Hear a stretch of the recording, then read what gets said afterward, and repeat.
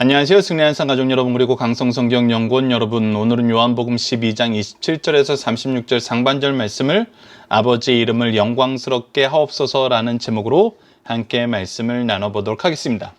어제 말씀에 이어서 예수님께서 이 헬라인들이, 이방인들이 와서 예수님을 믿고자 했을 때 이것이 정말 하나님의 역사의 성취이고, 예수님이 이 땅에 오셔서 복음의 길을, 예수 그리스도를 통하여서 하나님과 하나 되는 길을, 생명의 길을 열어놓으신 이유임을 선언하시는 것을 볼 수 있었습니다. 그리고 이제 예수님의 사역을 다시 한번 보게 만듭니다.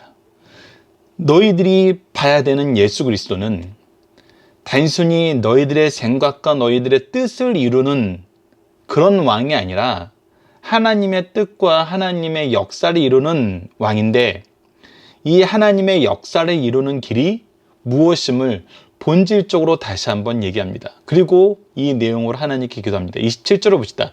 지금 내 마음이 괴로우니 무슨 말을 하리요. 지금 하나님이 영광 받으시고 아들이 영광 받으시는 그 일이 지금 성취되었는데 예수님 입장에서는 괴롭다는 것입니다. 이것은 바로 예수님의 인성이 나타나는 부분입니다. 그리고 나서 기도합니다. 아버지여, 나를 구원하여 이 때를 면하게 하여 주옵소서. 이것은 우리가 겟세마네 기도하고 동일한 내용입니다. 그러나 뭐라고 얘기해요? 그러나 내가 이를 위하여 이때에 왔나이다. 그러나 내가 이를 위하여 이때에 왔습니다. 이는 무엇입니까? 바로 하나님이 계획하신 구원의 역사입니다. 구속사입니다. 하나님이 계획하시고, 성부가 계획하시고, 성자가 성취하시고, 성령이 적용해 주시는 바로 그 구원의 역사입니다. 그리고 이 때가 지금 하나님께서 정하신 때입니다. 하나님은 하나님이 정한 내용을 정한 방법으로 정한 때에 이루십니다. 그것을 이루게 하시기 위해서 하나님의 일꾼들을 부르시죠. 그리고 그 일꾼들을 불러서 증언했던 것은 무엇이냐면 바로 예수 그리스도의 구원의 역사였고, 이제 이 구원의 역사의 성취의 때가 왔다는 것입니다. 그래서 이것을 위해서 내가 왔기 때문에 나는 괴로우나 아버지의 뜻을 이루는데 나를 사용하여 주시옵소서라고 기도하는 것입니다. 그리고 이것을 통해서 무엇이 일어나길 원하냐면 28절, 아버지여, 아버지 이름을 영광스럽게 하옵소서라고 얘기합니다. 이것을 통해서 오직 하나님의 영광만이 나타나길 원합니다. 다시 한번 강조합니다. 여기서 나타나는 하나님의 영광은 무엇입니까? 우리가 화려한 조명과 화려한 어떤 퍼포먼스와 어떤 화려한 무대 장식으로 이루어지는 영광이 아님을 알고 있습니다. 호산나 다윗의 찬양을 받으소서 하면서 많은 군중들의 호응을 얻는 것이 영광이 아님을 알고 있습니다. 그런 가운데서도 예수님은 나귀를 타고 오셨습니다. 고난의 길을 가기 위해서 오신다고 선언하고 죽으시러 오셨습니다. 다시 한번 강조하지만 아버지의 이름이 영광 받으시는 그 일은 단 하나, 예수 그리스도의 이름을 힘입어 우리가 구원받는 구원의 역사의 성취입니다. 이 구원의 역사의 열매인 영혼입니다. 우리가 예수 그리스도를 믿어 하나님의 백성이 되고 예수 그리스도의 이름으로 말미암아 이방인들도 구원을 얻게 되는 이 하나님의 뜻의 성취입니다. 예수님은 이를 위해서 왔고 일이 이루어지길 바라면서 다시 한번 기도하십니다. 이때 하나님께서 직접적으로 대답해 주십니다.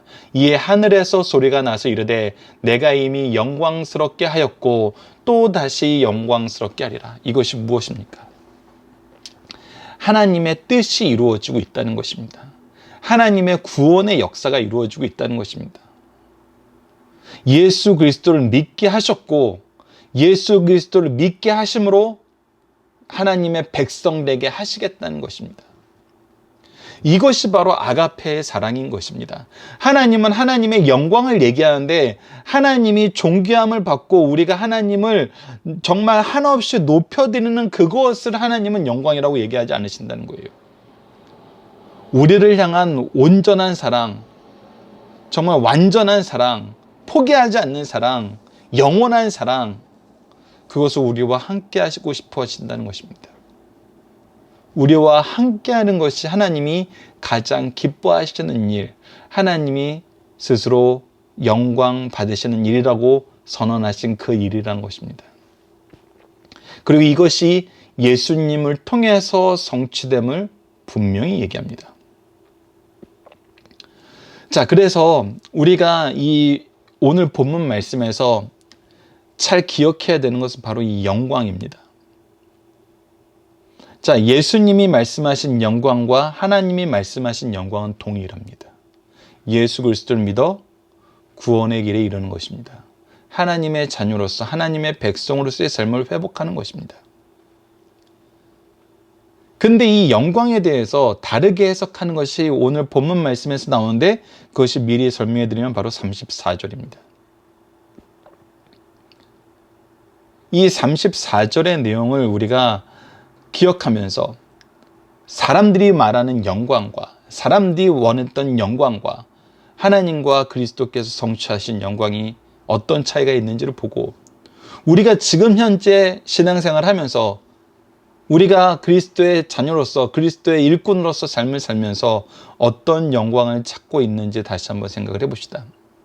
29절 계속 이어서 보도록 하겠습니다. 곁에서 들은 무리는 천둥이 울었다고도 하며 또 어떤 이들은 천사가 그에게 말하였다고도 하니 예수께서 대답하시어 이르시되 이 소리가 난 것은 나를 위한 것이 아니요 너희를 위한 것이니라 라고 얘기합니다. 자, 다시 한번 보십시오. 예수님을 통해서 성취된 모든 것은 아버지가 영광 받으시고 아들이 영광 받으시는 것입니다. 아버지의 일을 아들이 함으로써 아버지의 일이 아들을 통해서 나타나므로 아버지가 영광 받으시고 아들이 영광 받으시고 아들이 영광 받게 아들을 통해서 영광 받으신 하나님의 역사의 성취가 나는 거예요. 그래서 이것은 우리가 그냥 보면은 하나님이 영광 받으시고 아들이 영광 받으시는 것이기 때문에 이 주인공이 하나님과 예수님으로 보여요. 근데 예수님은 분명히 다시 한번 선언하십니다. 조금 전에 아가페적인 사랑의 선언을 말씀드렸던 것처럼 이것은 내가 영광 받기 위해서 하나님께서 말씀하신 것이 아니라 무엇이다? 너희를 위해서 한 것이니라. 너희를 위해서 한 것이니라. 우리가 성경을 통해서 발견하게 되는 것은 무엇이냐면 하나님이 원하시고 하나님이 뜻하시고 하나님이 이루신 모든 것에 하나님 당신을 위한 이득은 하나도 없다는 것입니다. 이것을 우리가 정말 우리 인간의 그런 선입견을 빨리 깨부셔야 되는 부분인데 우리는 하나님을 위한다라는 이 표현 안에서 우리가 하나님을 위해서 무언가를 하지 않으면 안 된다고 생각을 해요. 그리고 이 소리도 하나님께서 아들을 위해서 주셨던 소리, 아들을 영광스럽게 하기 위해서 주셨던 소리. 그래서 이 영광스럽게 하는 이 일에 우리가 동참함으로 우리가 어떤 역할을 감당함으로 이것이 이루어졌다라는 어떤 그런 자긍심을 갖게 하는 어떤 요인으로 씁니다. 이것이 사실 우리 현재 삶에서도 굉장히 자주 나타나는 거거든요. 그런데 하나님이 영광 받으시는 모든 일이 무엇이었냐면 나를 사랑하시는 하나님의 은혜의 역사, 사랑의 역사, 구원의 역사, 섬김의 역사였다는 거예요.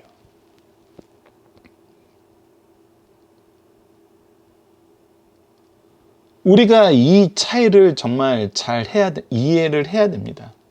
내가 리더가 된 거, 내가 부모가 된 거, 내가 교회에서 어떤 역할을 감당할 수 있는 자리를 가지게 된 거, 뭐 더 쉽게 얘기하면 임직하게 된 거, 목회자가 된 거. 이것은 우리가 하나님의 일꾼 된 건 분명해요. 그리고 하나님이 이 일꾼 되게 하심이 분명해요. 그래서 우리는 이 자리에서 충성해야 됨이 분명해요. 근데 우리가 충성하는 게 하신 이 모든 것이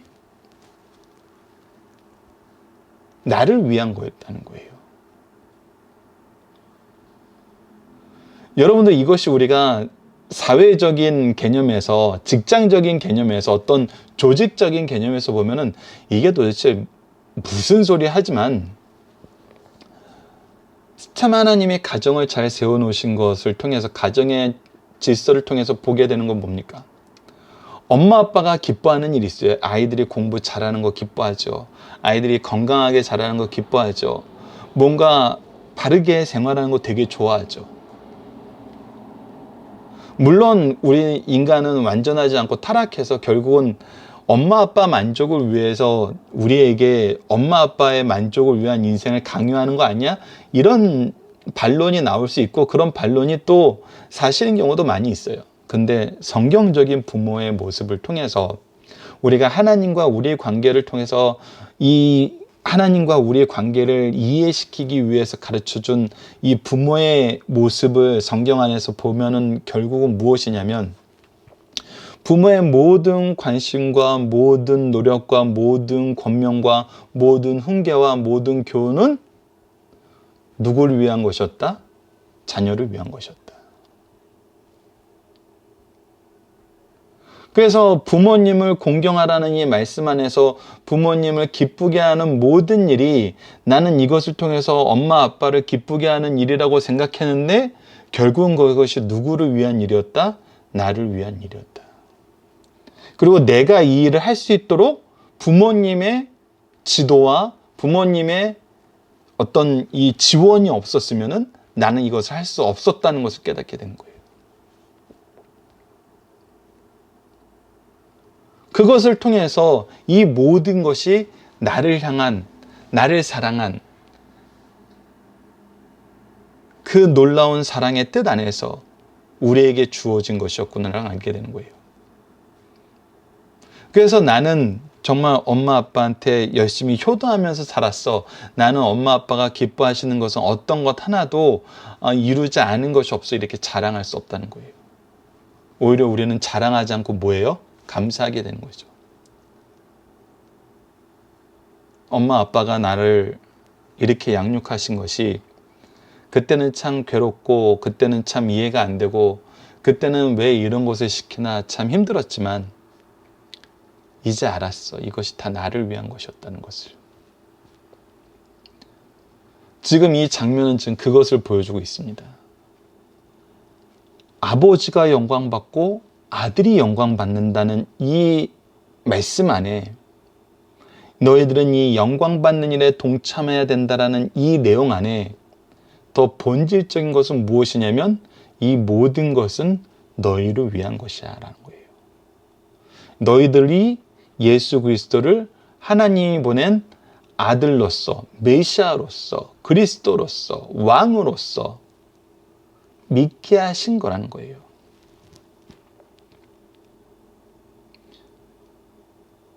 그리고 나서 이제 다시 한번 하나님의 뜻을 선언하십니다. 31절부터 굉장히 중요한 말씀입니다. 이제 이 세상에 대한 심판이 이르렀으니 이 세상의 임금이 쫓겨나리라. 자, 이것이 바로 유대인들이 굉장히 원하는 거예요. 그리고 하나님이 약속하신 거예요. 하나님께서 영원한 나라를 세우시겠다고 얘기하셨어요. 그런데 어디서부터 달라지냐면 32절과 33절에서부터 사람들의 생각과 달라지는 얘기를 말씀을 하세요. 내가 땅에서 들린다는 얘기는 바로 죽게 된다는 거예요. 모든 사람을 내게로 이끌겠노라 하시니 내가 죽은 후에 모든 사람이 이끄심을 받게 되는 거예요. 이렇게 말씀하시면 자기가 어떠한 죽음을 죽을 것임을 미리 보이심이라 라는 거예요. 근데 이때 이제 조금 전에 말씀드렸던 것처럼 영광에 대한 이스라엘 민족의 관점이 드러납니다. 34절에 이에 무리가 대답하되 우리는 율법은 하나님의 말씀 토라를 얘기하는 거예요. 모세를 통해서 말씀하신 그 말씀이고 선지자를 통해서 선언하신 그 말씀들이에요.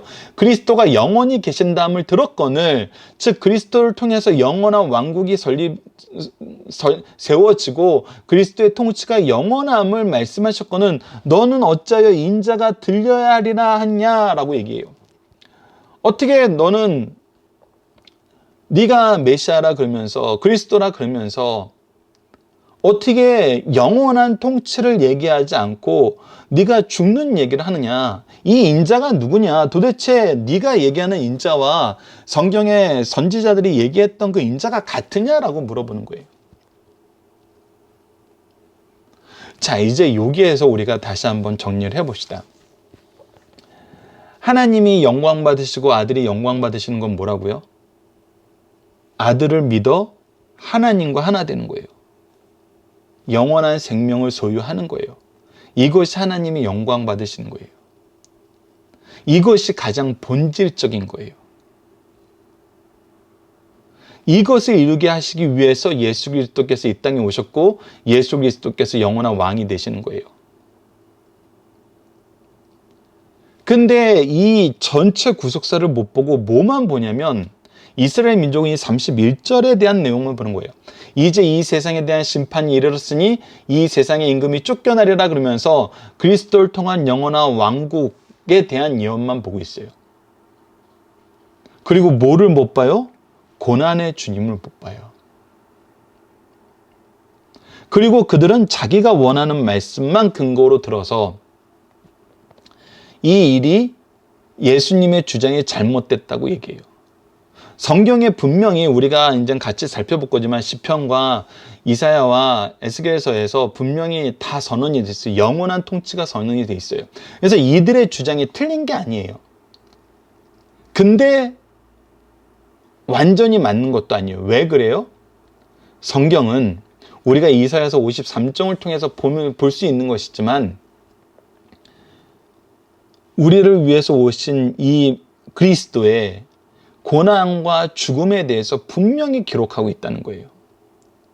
즉, 사람들은 성경을 볼 때 어떻게 보냐면 성경을 온전히 보고 이 온전한 말씀이 얘기하는 참된 영광이 무엇인지, 하나님이 얘기하신 영광이 무엇인지 보려 하지 않고 한 단편적인 사실만 보고 이 사실을 내가 원하는 것과 동일시하면서 동일한 것만 취사 선택해서 그것이 하나님의 영광이라고 포장하고 자기의 영광을 원하지만 하나님의 영광이라고 포장해서 우리가 하나님의 영광을 위해서 이 일을 합니다라고 얘기하는 걸 즐거워한다는 거예요. 그리고 오히려 완전하신 성경 전체가 얘기한 하나님의 영광을 얘기하는 예수 그리스도에게는 오히려 도대체 네가 무슨 말 하는 거야? 오히려 반문한다는 거예요. 이거에 대한 예수님의 답변은 우리가 나아가야 될 방법을 분명하게 얘기해 줍니다.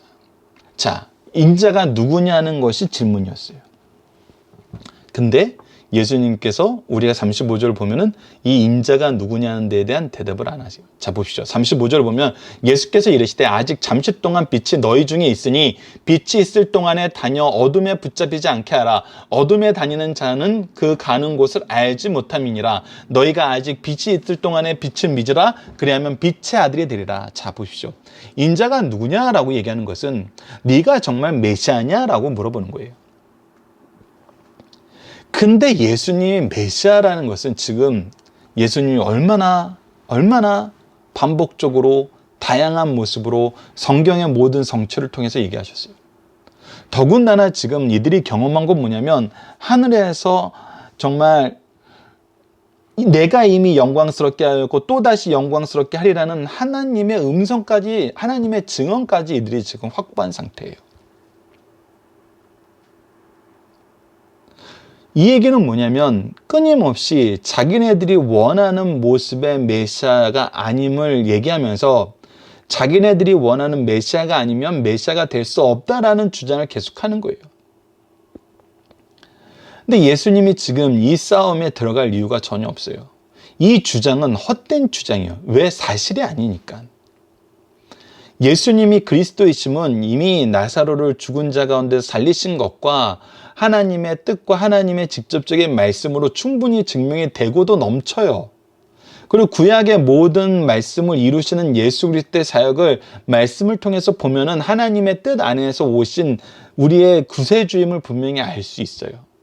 근데 이들은 다시 이거를 아니라 그러는 거예요. 자기네들의 기준, 자기네들의 편협한, 자기네들이 원하는 말씀만 취사 선택한 그 상태에서 아니라 그러는 거예요.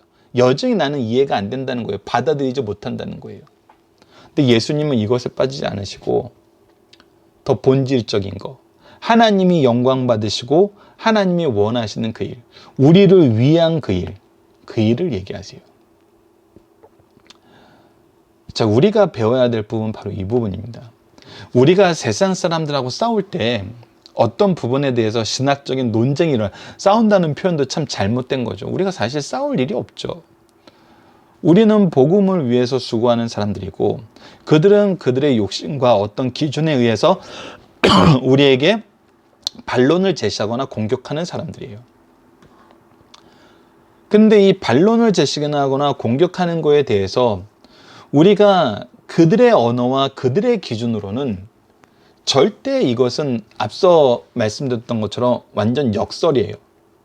그들의 논리 구조로는 하나님의 역사를 이해할 수가 없어요. 받아들일 수 없어요. 그래서 그들의 논리로 우리가 이것을 증명해낸다는 것은 참 많은 시간과 많은 노력이 필요해요. 사실은 이것은 많은 교제를 통해서 자연스럽게 해결되는 거예요. 우리가 말씀의 교제, 우리 그리스도인의 삶의 교제를 통해서 이것이 당연히 잘 드러날 수밖에 없어요. 왜? 하나님의 말씀은 능력이 있고 성취력이 있기 때문에 이들이 우리와 오랫동안 함께 생활하면 이것을 자연스럽게 인정하게 돼요. 하나님을 인정하게 되고 하나님의 주권을 인정하게 돼요. 그런데 이들이 원하는 것은 정말 짧은 시간 안에 토론장 안에서 자기네들의 논리 구조 안에서 이것을 설명해 보라는 거예요. 그 논리 구조 자체가 틀렸는데 어떻게 그 논리 구조로 설명을 해요?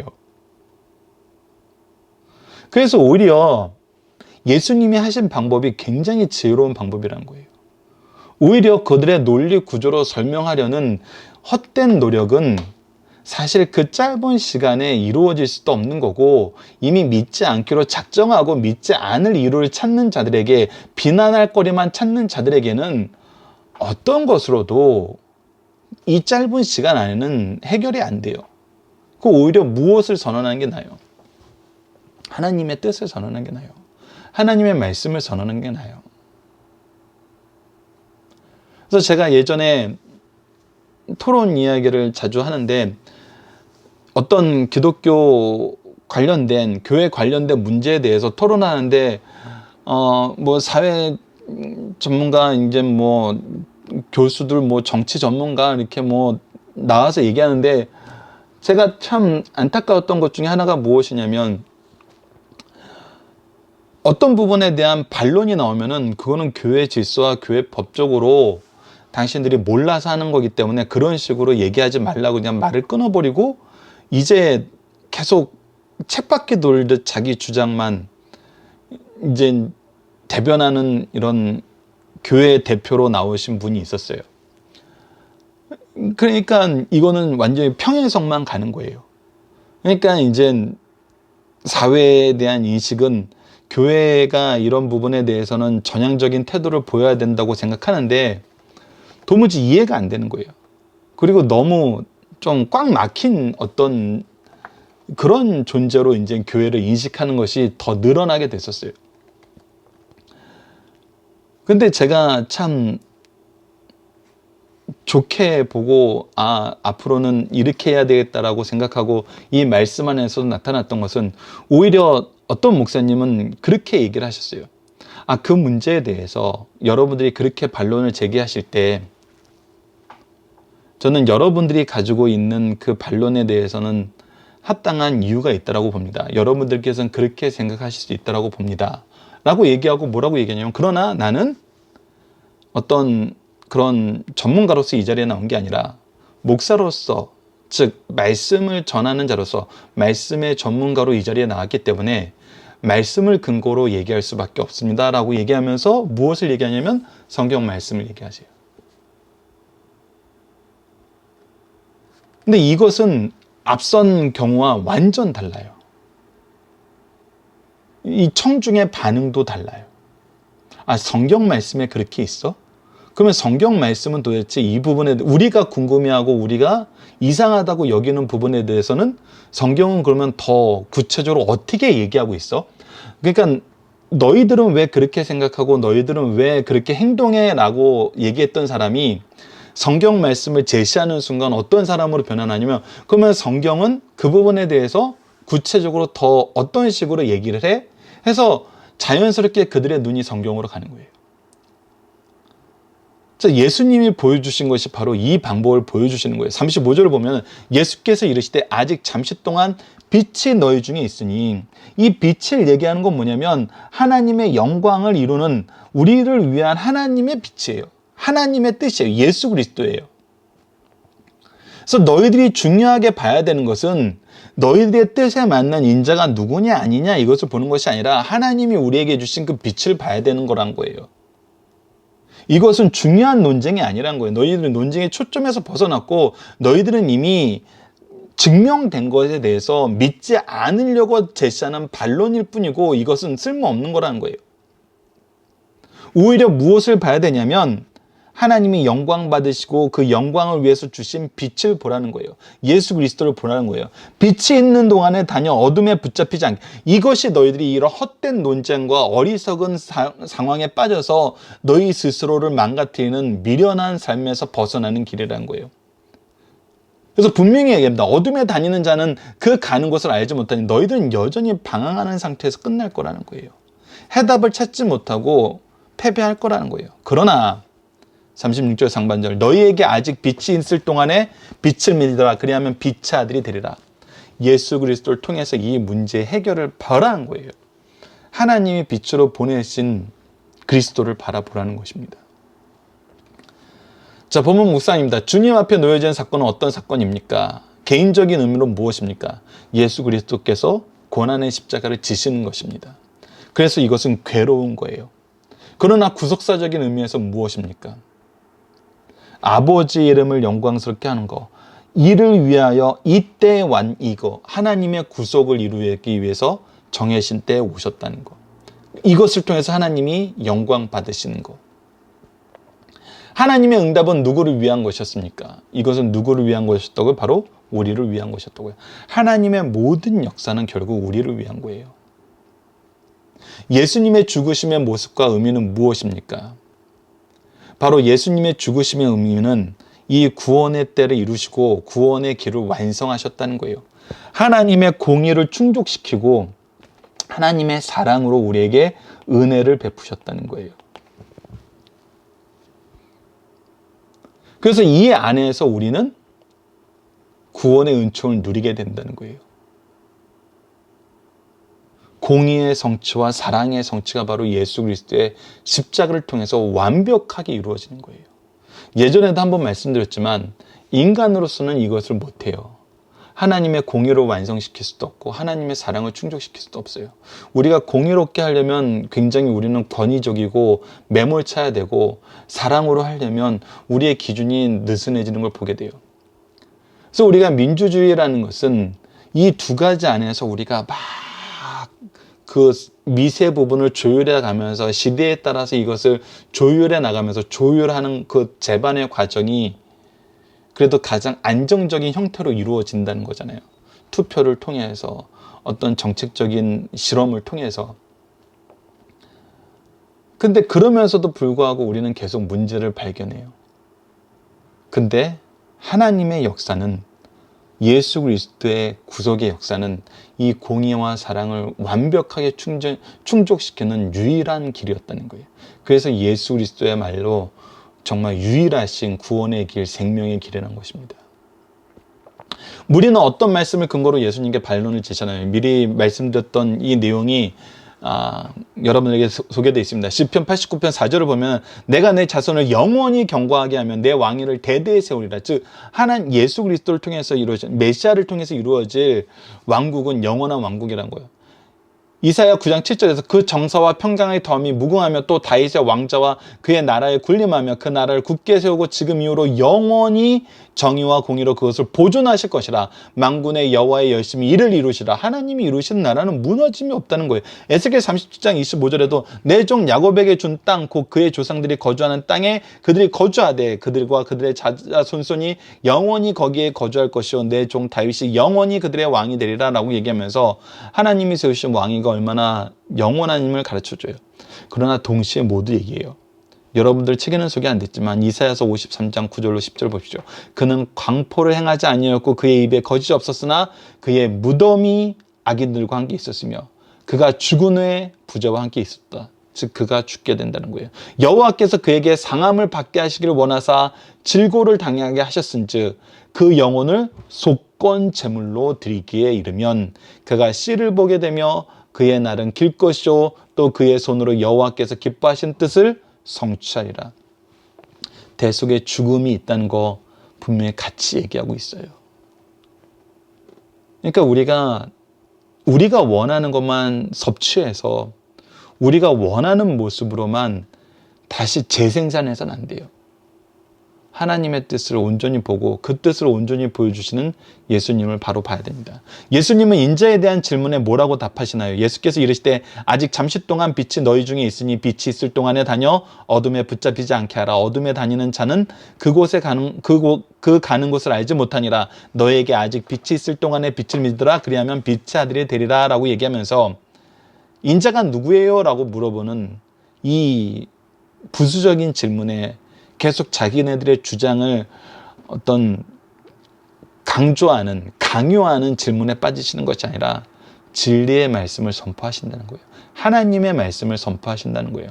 그래서 우리가 때를 어떤지 못 얻든지 말씀을 선언할 기회로 우리에게 오는 모든 시험의 때를 선용하는 것은 굉장히 중요합니다.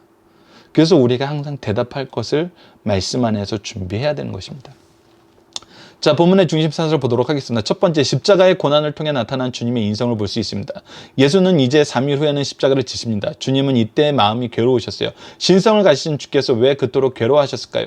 주님의 십자가의 죽음은 단순한 죽음이 아니라 택한 백성을 위한 것이기 때문에 선택된 모든 백성의 고통과 아픔을 전부 합친 것과 같다는 것입니다. 이는 지구로 혼자 들고 서 있는 고통보다 더 클 수 있어요. 그러나 주님은 아버지의 음성을 듣고 곧 본연의 자리로 돌아오셔 십자가를 지실 것을 각오하시고 하나님의 뜻에 순종하기로 하셨어요.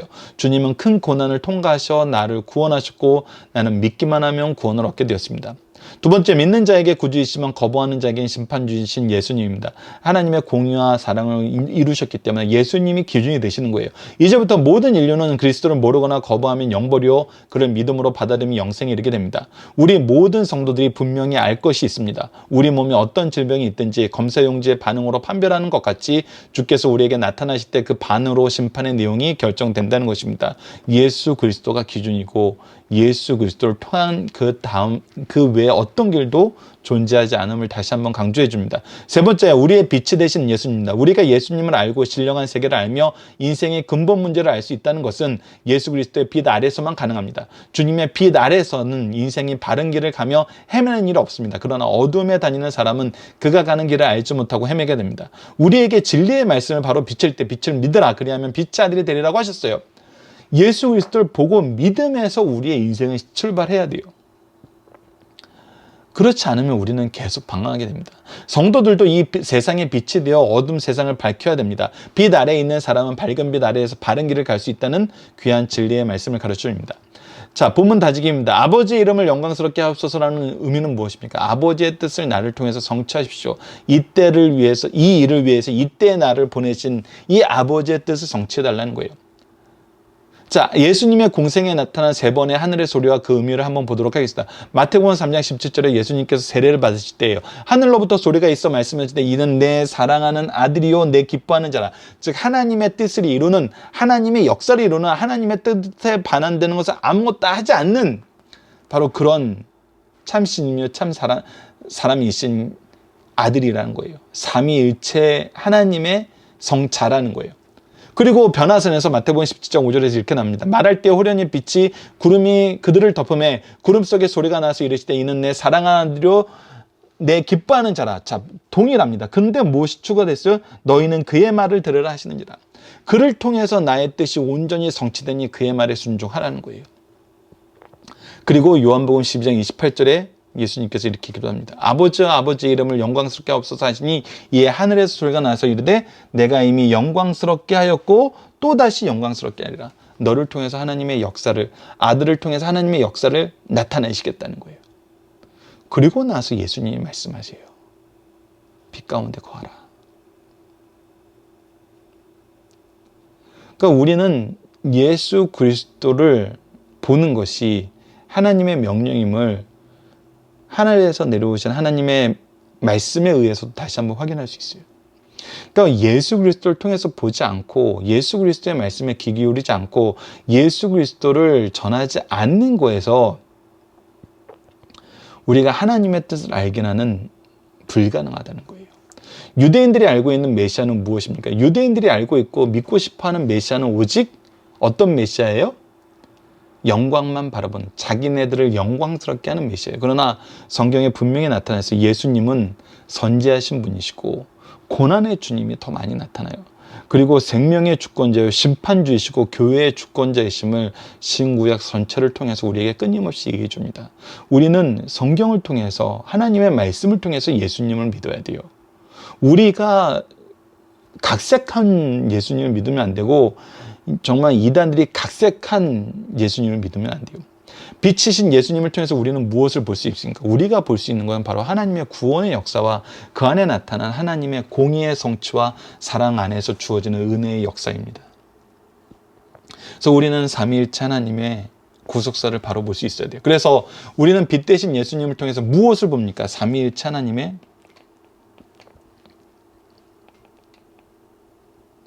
구속사를 봅니다. 성부께서 계획하시고 성자께서 성취하시고 성령께서 적용하시는, 그리고 이 일을 위해서 미리 준비하시고 함께 동행하시면서 필요한 능력을 주시고 반드시 뭐 하세요? 열매 맺게 하시는 이 구속사 안에서 우리를 이끄시는 구원의 역사, 일꾼사 하시는 구원의 역사를 보게 됩니다. 그래서 우리는 이것을 전하는 거예요. 하나님이 여러분들을 사랑하세요. 여러분들을 향한 구원의 계획이 있었고 예수님을 통해서 이 구원을 성취하셨고 성령님을 통해서 우리로 하여금 이것을 믿게 하셨습니다. 그리고 우리로 하여금 이 일을 전하게 하시기 위해서 미리 준비하신 것을 통해서 우리를 세우시고 우리와 함께 하시면서 능력 주시고 그 열매를 맺게 하시는 하나님의 역사가 있습니다. 그리고 이것이 성취됨으로 여러분들이 하나님을 믿게 되었습니다. 그래서 우리는 무엇을 이루어요? 성령의 열매, 엄밀히 말하면 복음의 열매, 그리고 복음의 열매를 이루는 성령의 열매, 복음의 열매를 이루게 하는 능력을 주시는 성령의 열매를 우리가 맺게 되는 것입니다. 그러니까 이 모든 것이 삼위일체 하나님 안에서 이루어지는 역사라는 겁니다. 자, 이번 주 공동 기도 제목은 다음과 같습니다. 하나님께 영광 돌리는 삶, 하나님의 뜻을 따르는 삶, 하나님과 동행하는 삶을 살게 하여 주시옵소서.